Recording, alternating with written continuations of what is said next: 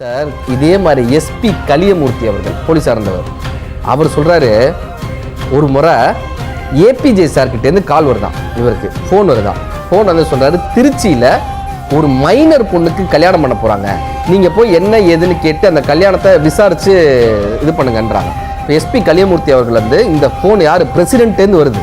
போய் பார்த்தா அதே மாதிரி மைனர் பொண்ணு கல்யாணம் பண்ண போகிறாங்க. இவர் அந்த கல்யாணத்தை நிப்பாட்டி அந்த பொண்ணை ரெஸ்கியூ பண்ணுறாங்க.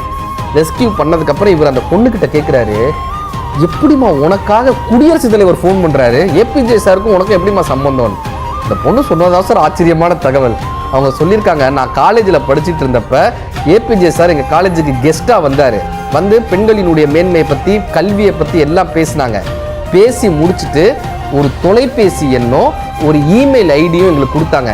என்ன சந்தேகம்னாலும் என்ன இதுனாலும் இந்த இமெயில் ஐடியை தொடர்பு கொள்ள சொல்லி ஒரு இமெயில் ஐடி சார் கொடுத்தாரு. எனக்கு இவங்க கல்யாண ஏற்பாட்டெலாம் பண்ணாங்க, எனக்கு இதில் உடன்பாடு இல்லை, எவ்வளவோ சொல்லி பார்த்தேன், எங்கள் வீட்டில் கேட்கல, எனக்கு என்ன பண்ணுறதுன்னு தெரியல, நான் அந்த இமெயிலுக்கு ஒரு இமெயில் அனுப்புனேன் சார் அப்படின்னு அந்த பொண்ணு சொல்கிறாங்க.